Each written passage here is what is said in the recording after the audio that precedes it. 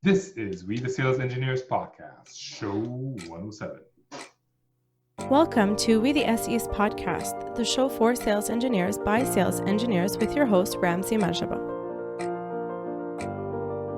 What's up, SE Nation? What's up, my best friend on the podcast, Benny? Yeah, I'm doing great, thank you.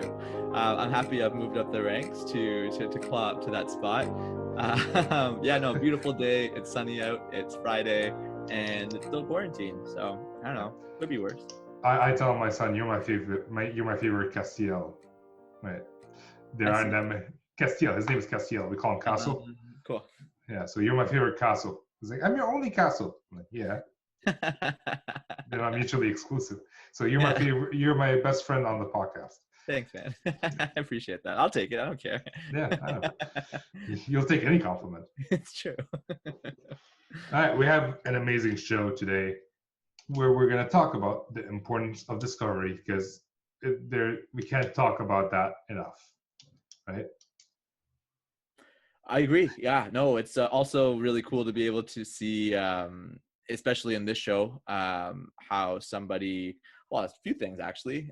One kind of built discovery out of nowhere, and then also kind of naturally is somebody that was more inclined to discover things, which was a big reason why he even found the show. So discovery is what it's all about, and fight for it. Yeah. So we're going to jump into the show right now. I just have a request. If you are listening to this show and you haven't left an iTunes or Google Play or whatever review, because I don't know where all the reviews are at, please do so. We only have, I think, 25 reviews in the US. I know a lot more people listen to this because a lot more people have told me that they listen to this. So leave a rating and review. It helps the channel. I feel like I'm on YouTube. It helps the podcast. It helps let people know that this is a legitimate resource for sales engineers, which I feel it is. I am biased. Did we introduce our guest? Our guest today, his name is Kirk Simon, and you'll notice that he also forgets his last name from time to time. With that, let's jump into the show. How's it going, Kirk? Welcome to the show. Hey, how's it going, guys? I'm doing good. How are you today? We are being very unprofessional because I don't have my laptop on mute, so let me put that. Right, we're doing good. I'm doing good. I can't speak for Benny. That's doing pretty good as well. I mean, it's Friday, right? And it's sunny, at least where we are right now. So hard to be doing too poorly right now, given the situation. Yeah, like Benny's literally standing in front of the window just to catch some sun because it's a foreign concept for us in Canada. It's true. All right, so now that we've dilly-dallied a little bit, who are you and why are you here? Oh, I'm Kirk Simon. I'm a pre-sales engineer for a software company, small software company. And I'm here to, talk about a little bit about how the podcast, We the Sales Engineers, has really helped me improve my productivity a little bit and help, bring in some more revenue ultimately. Well, I didn't see that one coming. I knew that would help. I didn't know that you were here to pitch our podcast. But we do appreciate it. All right. Well, welcome to the show. We do appreciate it. It is Friday afternoon-ish, evening-ish. I don't know. I never know what to call this time of day. So after work, let's call it that. So thank you for coming on. And you mentioned you're a sales engineer for a small software company. How long have you been a sales engineer in general in your lifetime? Yeah. So I started right at the top of 2017. So it's like 3.5 years going on right now. So we've been at SC for like 3.5 years. Okay. And what was your experience initially when you first joined the sales engineering team about sales? Yeah.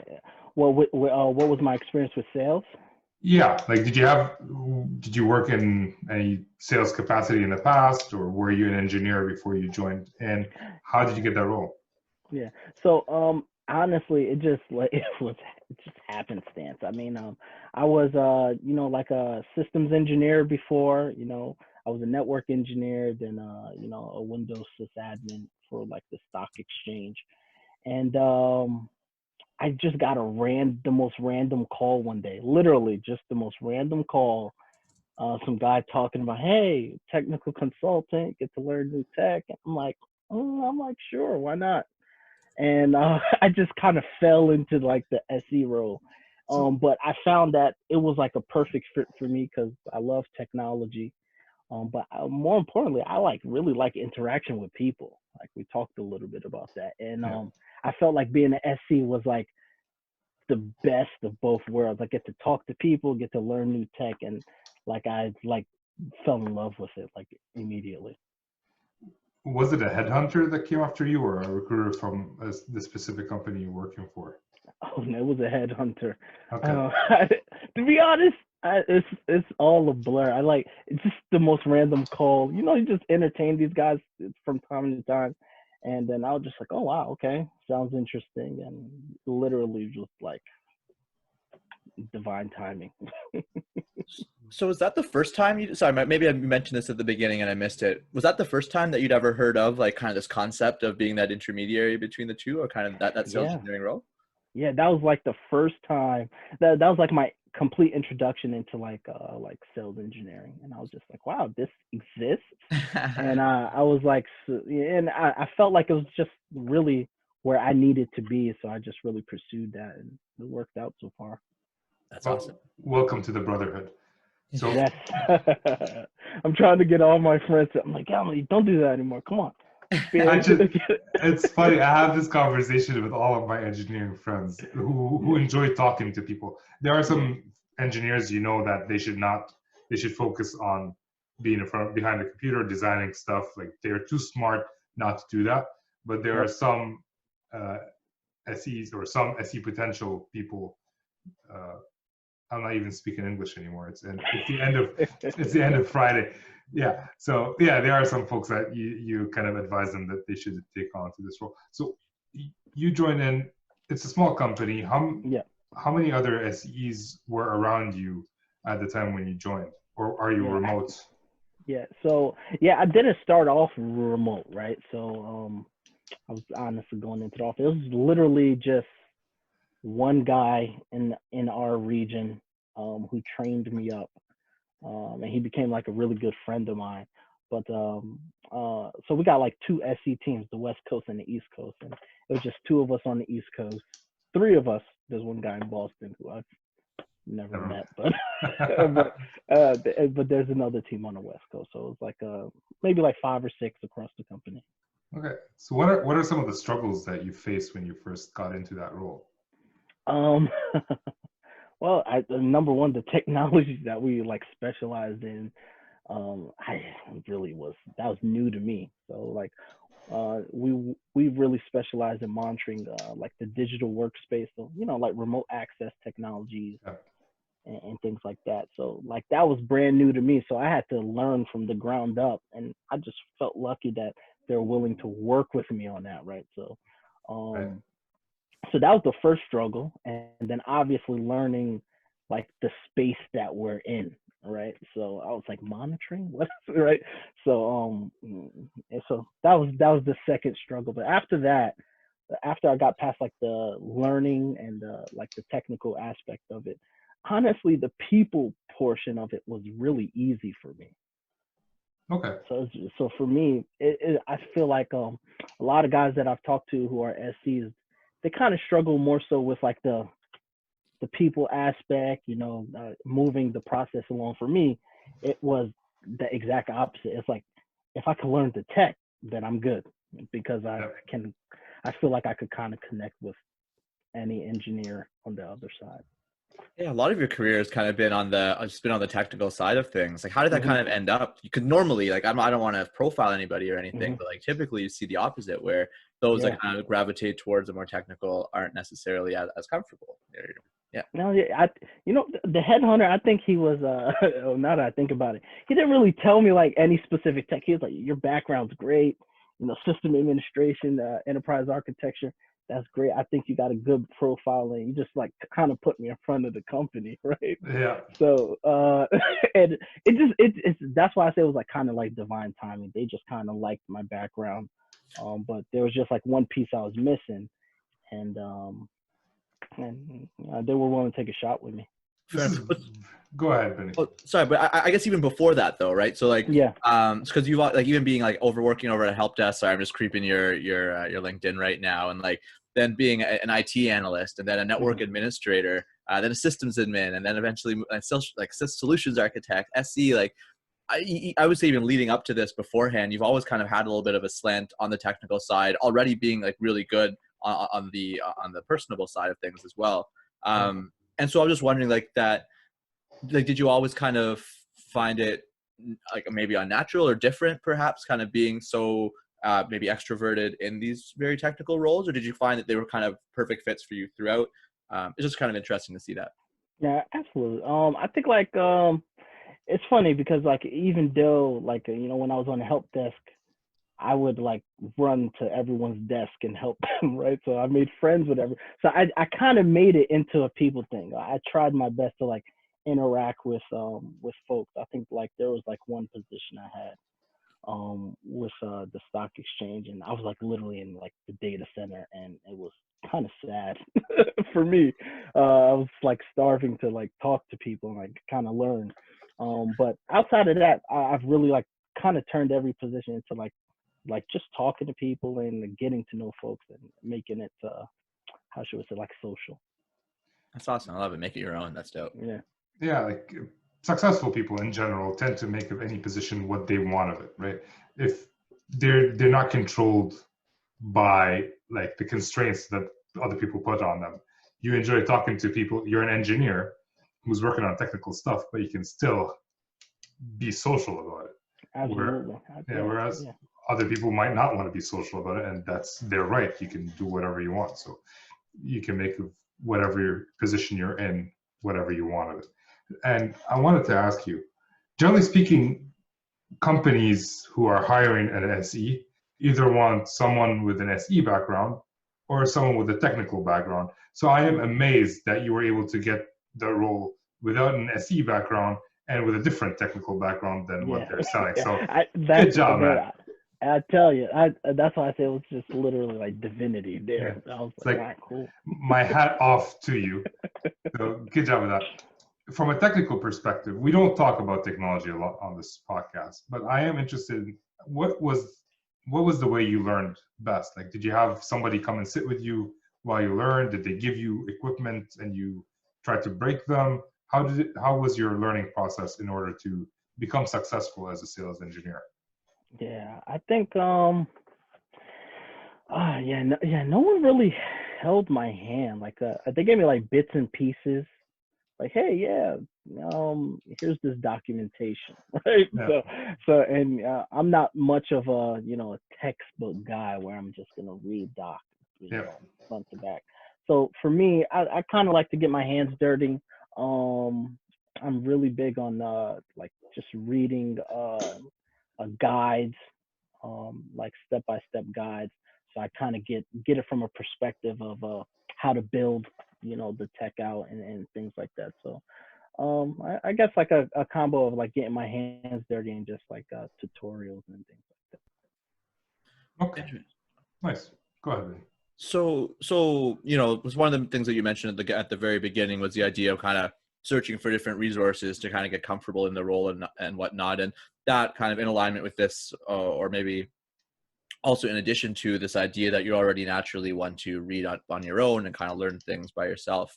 What was your mindset? So when you first kind of got into this role, you found out that it's something that marries these two interests that you have.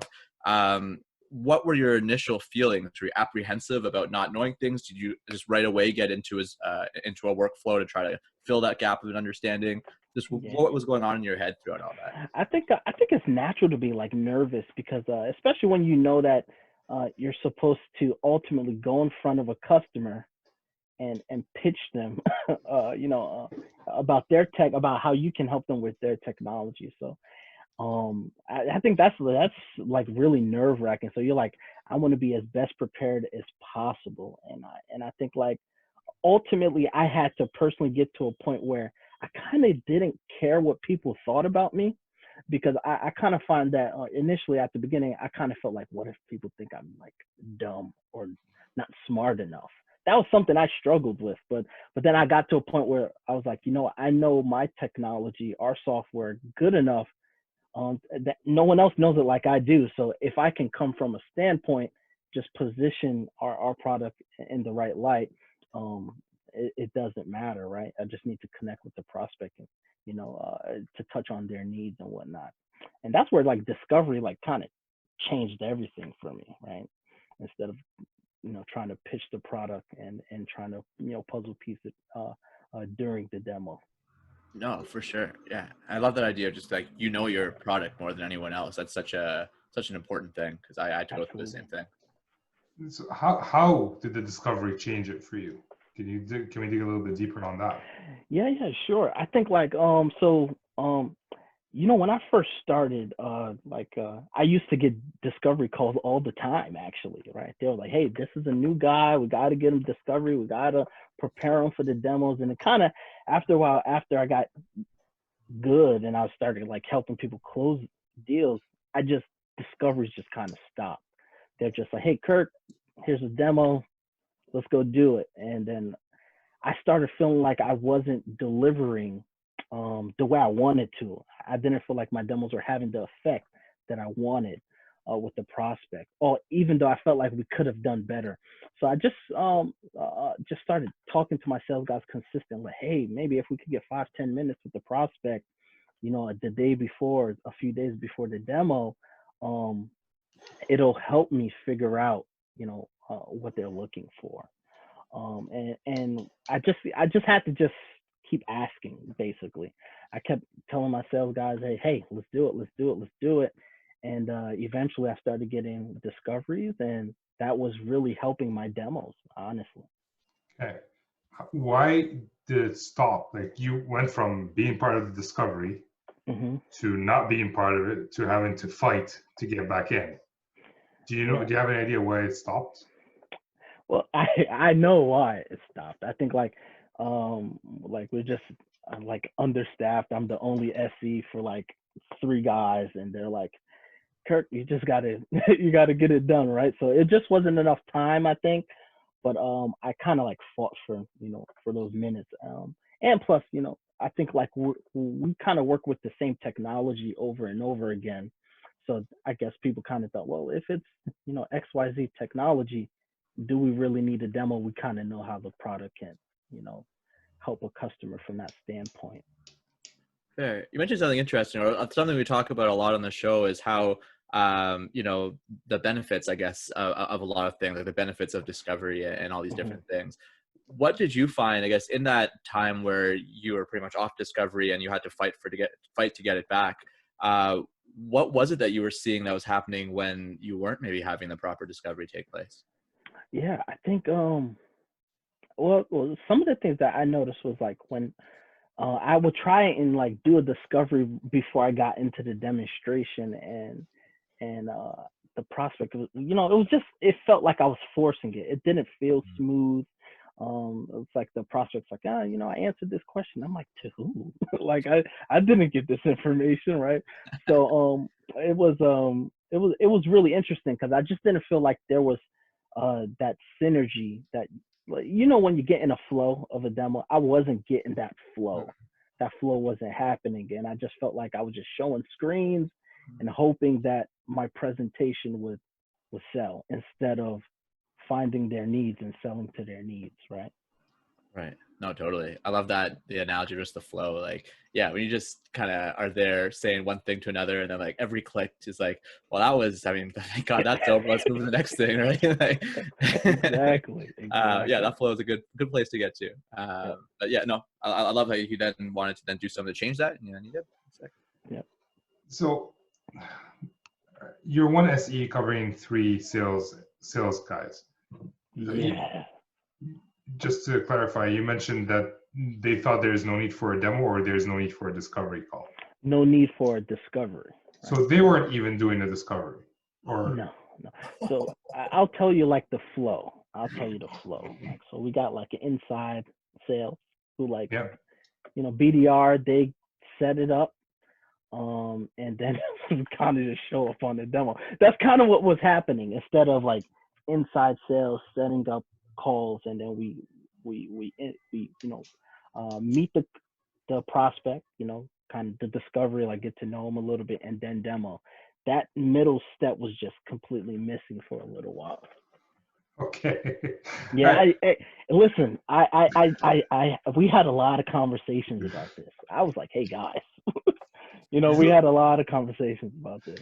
All right, so let me get this straight. The sales guy wasn't meeting with the customer. Like, generally speaking, the complaint is the sales guy does the discovery and then he gives you information, but you weren't getting any information from anybody, and you're just showing up to do the meeting. Well, our inside sales, they'll, when they set up the demo, they'll give us some preliminary information about who the prospect is, about the company, and like some environmental details about the customer's environment. But so at first I used to take it at face value, like, oh, okay, this is great background on the environment. And then when you go talk to the prospect, like, it's not 100% right. So after a while, I was like, okay, I understand what's happening now. His, inside sales, their goal is to set a meeting. Yeah. So with that mindset, I'm like, okay, their job is to set a meeting. Let me go try to make the best of this meeting, right? So. No, that yeah, the whole idea of like each team having their mandate is so true. I mean, finding that synergy across all the different teams was it's a constant. It's like a balancing act, right? It's like you're balancing multiple discs, and you're trying to make sure everyone's on the same page.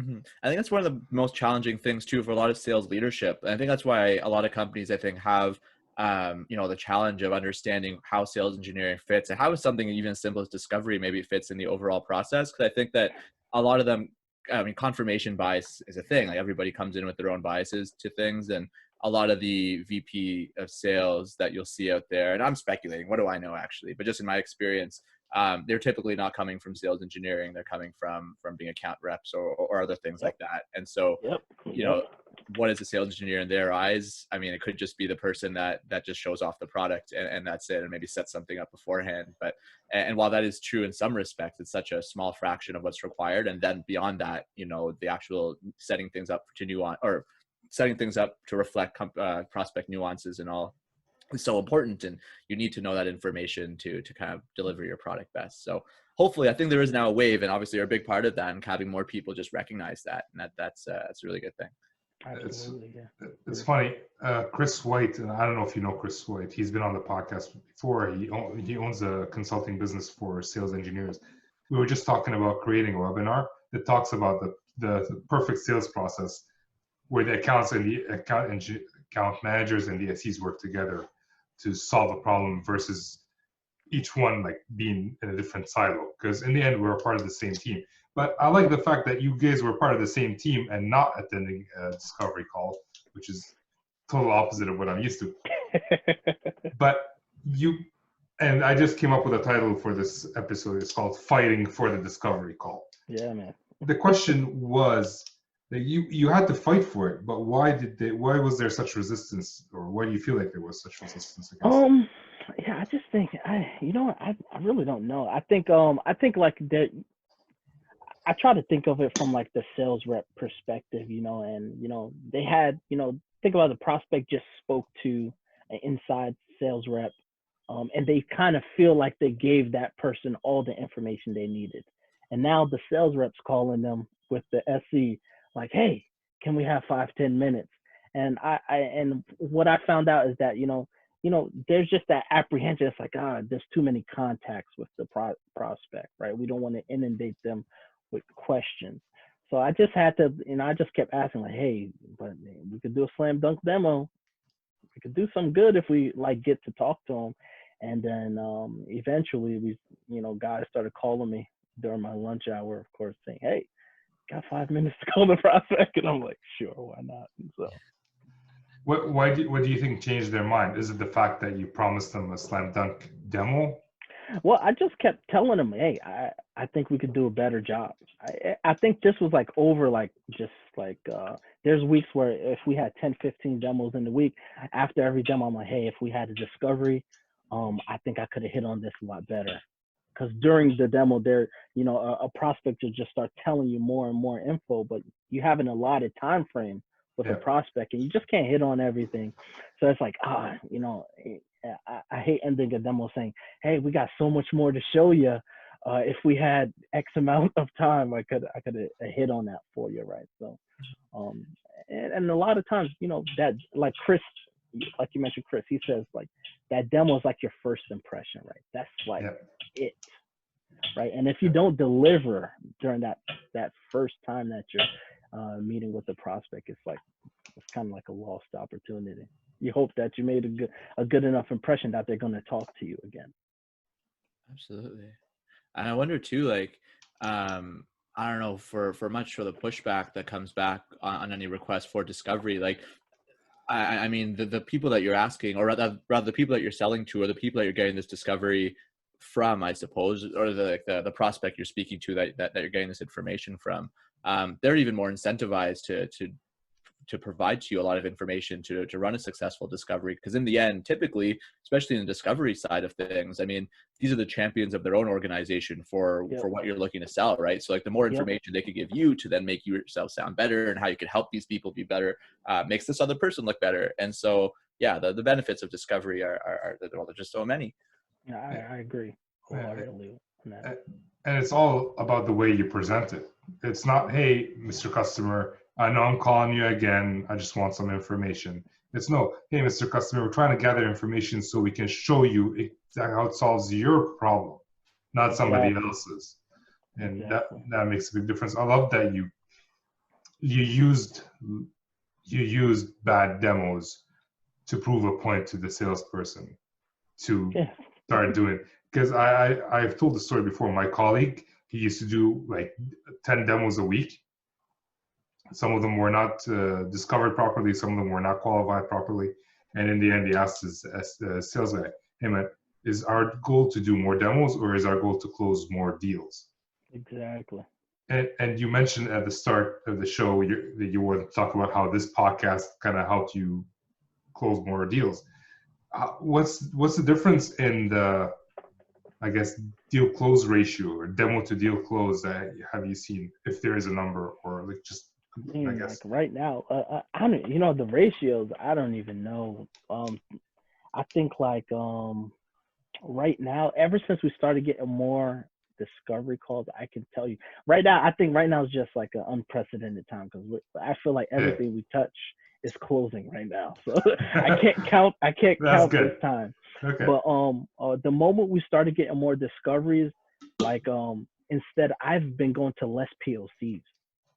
Right, I've been doing less POCs. It's like I do good. If I get a discovery, I can actually hit on certain things in the demo. And now my guys are getting like POs right after the demo, and I'm like, oh wow, I didn't know that was even possible right now. So we're in a flow where it's like we closed a few, I think, like just like in the last like 45 days. I'm just like, wow, okay, this is fun. Let's do discoveries, right? So everyone's doing discoveries right now, to be honest with you. Yeah, this is amazing. I just did a YouTube video about why SEs should be part of discoveries, and I really didn't need to do the video.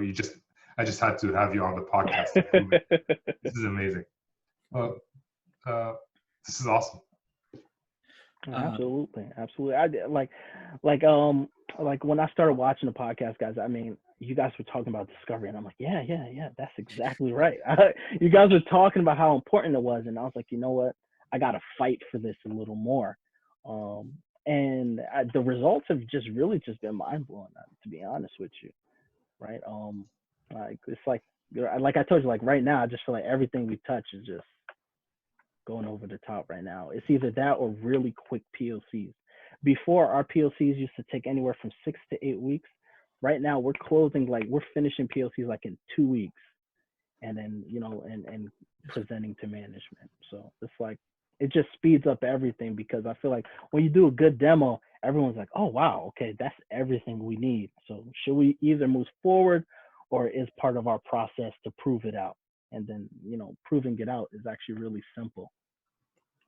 For sure, man. There's so many things to unpack from that. Even just like maybe take one of the latest things you just said, around the impact, let's say, of a demo. It's crazy how impactful something as simple as a single demo can be if done really well, right? Like Yep. people may say that, oh, the demo is just one small portion of the overall sales cycle. But if there was some way to measure the impact that something had towards pushing the needle to the next level, goodness, I would love to see what the average maybe impact a demo has over the other, maybe a negotiation call or something. Because like that's where you sell all the value. This is where you solve all the problems. This is where the stakeholders that arguably matter really get buy-in, or rather buy-in themselves as to whether or not something is going to work or not. And so making sure they have all the ammo prepared to deliver the, like you said, a slam dunk demo is so key. And discovery, got such a large part of that.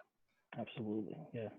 It's literally been like life changing, man. Getting more discoveries, because in the beginning when I was getting discoveries, it was to prep me for the demo just so I could get through it, right? Because I'm new, I just got to get through it, right? But now it's like I know what I'm doing. I'm pretty confident about what I'm doing. If I get a discovery, we could actually position this deal in a whole new realm, right? So true. And go ahead, Benny. No, okay, thanks. How long? Sorry, I can't speak. I may have missed this earlier. You've been in SC now for how long, give or take? So it's going on 3.5 years. Okay, sick. So with that 3.5 years, discovery being a big thing that you've obviously learned and appreciate quite a bit, or not even learned, just appreciated from before and have implemented quite effectively. What's like the next thing, with where your mind goes, always kind of learning more about the role, about the craft and all that. What's like the next big thing that you kind of want to, address perhaps? Yeah, to be honest, I'm still figuring that out. Right now, I just kind of, it's like I'm in like a competitive mode. I just want to win, right? I'm like, hey guys, I want to win. Let's close. But outside of that, I think obviously there's different tech I wanna learn. I kind of want to expand my knowledge base. Continually doing that, right? Expanding my knowledge base so I could keep giving value. So we can, expand in existing accounts and obviously grab more when we're talking to prospects. So for me right now, I'm just trying to just learn more tech so I can just be more valuable, just increasing my value to everyone around me, right? My sales rep, my manager, the prospect. Yeah. So I am curious what your salespeople have been talking to you about ever since the discovery started. Like, has the conversation with them changed in any way? You know what? It's more. It's now with my sales reps, it's more so that they're willing to give me a discovery, right? So when they get a lead, they just call me and say, hey, I got a new lead. Do you got 5-10 minutes to talk to a prospect? I'm like, wait, hold on. Who are we talking to? Give me some background before we just go in there and talk to the prospect, right? So now they're just forthcoming. I think everyone's willing to do discoveries at this point in time. In your company as a whole, is discovery something that's encouraged, or were you in a unique situation, or was every SE kind of in your situation? I think most SEs were like in my situation. I to be honest, I'm not 100% sure if other guys are getting discoveries very often. But I know I fought for us to get discoveries every call we can. I know you can't get them all the time, right? That's not feasible, but most of the times I can say maybe like 80%, 85% we're getting discoveries. The reason I'm asking is you mentioned you want to expand your knowledge so you can help people more, but I want to point out the fact that you might be like writing down the sales process for your company. I don't know if you noticed that. You're changing the sales process for your company. So if you can help other SEs do what you did, your impact radius is huge, my friend. Yeah. Right. Absolutely. So good job. Kudos. I don't know what else to say. Start pinging my colleagues. Hey, did you get a discovery? Yeah. Like have them fight for it, man. Yeah. So like that's awesome. Yeah. I actually forgot that you mentioned earlier that there are other SDs at the company. So yeah, like they don't have what you have going on right now going on. Do they know about it? do you think? I think like, it's funny. I'm telling people, I'm like, yeah, man, we just got discoveries and things are just happening, right? I don't think we've really ironed out what's happening. I think right now we're just like in the middle of it, right? Everyone's just like, oh wow, what company signed up? What's going on, right? So I think right now we're just like, we're just in it right now. So Totally fair, I'm yeah. pretty sure, like in the next quarter, people are gonna say, so what did we do, right? So yeah, I'm pretty sure that's coming. That's Good amazing. on you for starting the movement. That's Man. Ramsey said that's huge. Yeah. All right, man. I think it's time to move on to the not so fire round. These are the same questions we ask almost every guest. And let's start with question number 1. Benny, that's your question. Yeah. So I definitely have the questions in front of me right now. No, right. So in your role as a sales engineer, what do you love about the role most? What do you love about it? I think I mentioned it before, but really, I just love the different technology I get to work with every day, and just talking to people, talking to other tech guys and solving problems. That's really the best part about it. That's sick. I don't even know if it's worth asking the second question, because the second question is, what would you change? And you obviously just changed the fact that you didn't do discovery. So what else would you change about your job? Oh man, what else? All right, let me put this for you in a different. What's the next step of improvement in the soft skills as a sales engineer? That's a. You might not even need it. He's already. I don't even know if I've thought about what's next yet. I'm just kind of relishing in the wins right now, right? Yeah, I don't. Yeah. How about this? Sure. I'll reach out to you in 3 to 4 weeks. Yes. And I'm pretty sure I'm gonna say, you know what, we could do this better. Yeah, absolutely. Yeah, so let's do that.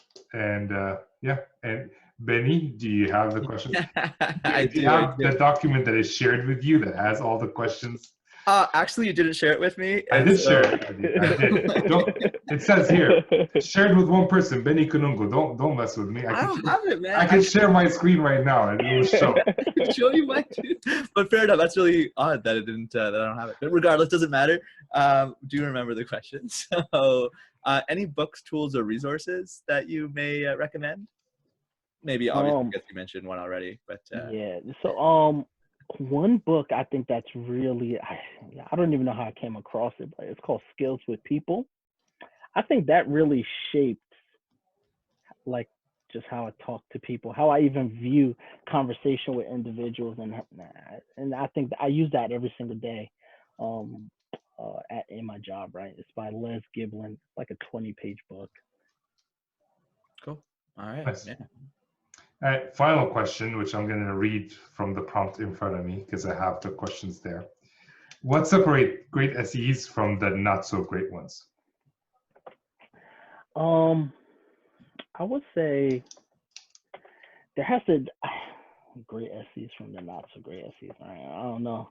I won't put anybody on the spot, but I think it's more so just how you feel about what you do. I think because when you feel good about what you do, you're actually going to try and improve the process. You're going to try and get the most out of your position. You're going to try and be the most productive.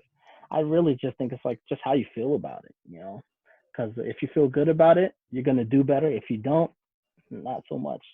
There's a lot of guys who just kind of don't care. They're just going with the flow. And then there's some folks like the fellas on the call today who are trying to be better, right? And you're gonna get the most out of it all, right? That's a very good question for putting you on the spot. Thank you. So last question of the show. Where can people find you if they want to reach out, say hi? LinkedIn. You could search my name, Kirkland Simon, right? So, yeah, you could reach me on there. I'm kind of, when I'm active, I'm really active. When I'm not, it's ghost town. But I'm on there a lot, sharing content, trying to break the ice. Awesome. Well, thank you for being on the show. I loved how you had to look to the side to read your last name. It seems I'm like, forgot it. what did I got here? We will catch you next time. Thank you, Kirk, for this awesome. Je répète, s'il vous plaît.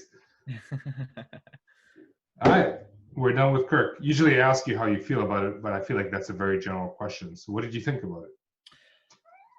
Yeah, I thought it was great. I mean, I think how I feel about a lot of things, or I feel how I think about a lot of things. I don't know if that makes sense. Yeah, it was a great call. It was super laid back, but it was also really cool to see how, you hear about change makers and people that say, be the change you want to see and things like that. And Kirk exemplified that in the idea of bringing discovery to his company, and maybe even kind of rewriting the book and how some of the sales processes are done there, which is, I thought that was great.